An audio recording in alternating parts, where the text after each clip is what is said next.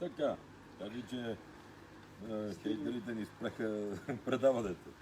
Така, и стигнахме до държавно управление. Се подобри значително от 2,5% през 2016 на 1,5%. С 1% по-ниски. Това означава, че ние плащаме по-малко лихви за дълга. И това се потвърди на последната емисия от 2 милиарда и половина евро. Ама Ананиев, те пишат отвратителни неща. Страната разполага и със значителни фискални резерви. И то около 10% от брутния вътрешен продукт. Които Moody's очакват да се запазят стабилни на равнище от около 10% от брутния вътрешен продукт.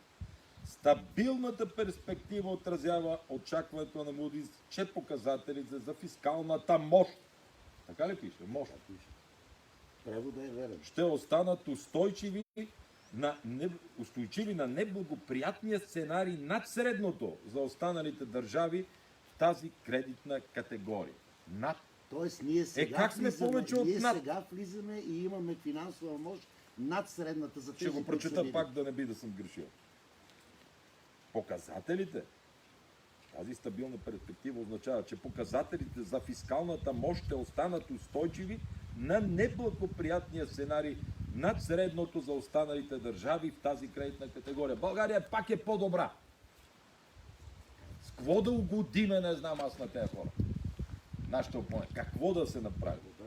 А представи си, това да го пишеше за нашите приятели в Румъния, а да пишеше през това време България не е приета в Банковия съюз, не е приета в чакалната на еврозоната, не е сред европейските бели държави.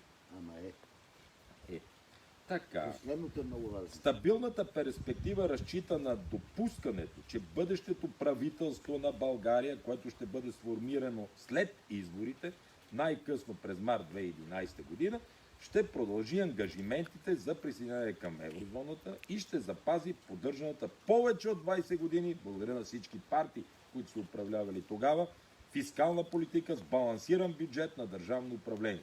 Противното би било предпоставка за последващо понижение на кредитния рейтинг.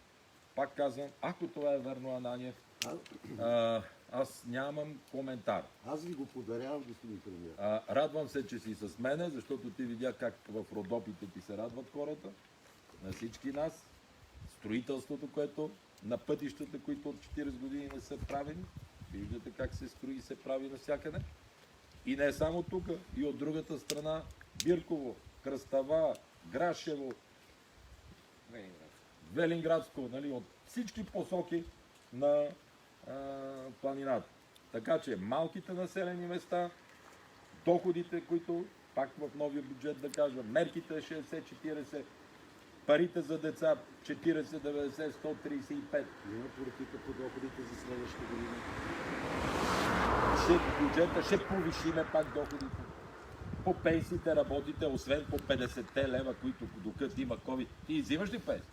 Имам 30 години. А 50 лева... На 45 години съм се пенсионирал. А 50 лева 45 набор съм, да. 50 лева ги взимам. До сега 3 пъти съм взимал и още до март. Както си казал, така ще ги взимам. Докато има пандемия. Да. И си е добре, нали? Добре. Доволен съм. Благодарим. То винаги може повече, ама има отношение, нали? Господ да ме чува и брани и да ви върви все напред. Хубаво от по-хубаво. Добре, братко мой. И на тебе ти пожелавам приятна работа. Днес сме на лов групата днеска. То верно, че сезона върви. Господин Марински и това Сергей Странгелиев. И да нататък пари район да ловува. Ама, какво имате тук?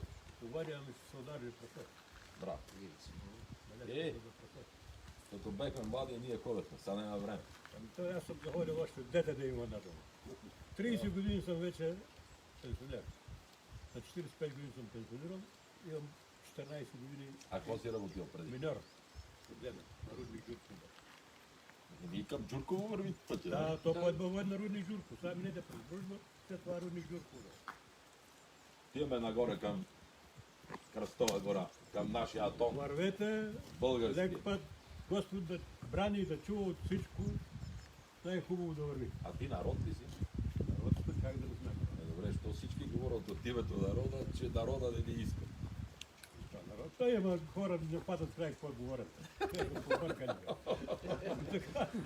И шапката ти червена. Ам не, да съм от тази група, виж, какво пише, здравец. Групата здравец, плодната група. Всичко най-хубаво. Добре, красива, гледай, Родопите, И с на новия слух. път, сега като го Тази година. Тук има още прасет. му сложат мантинелите, като го Днеска нашите солдари. боядисат, става идеално. Добре. Като дойдат, Лека събота. всичко най-хубаво.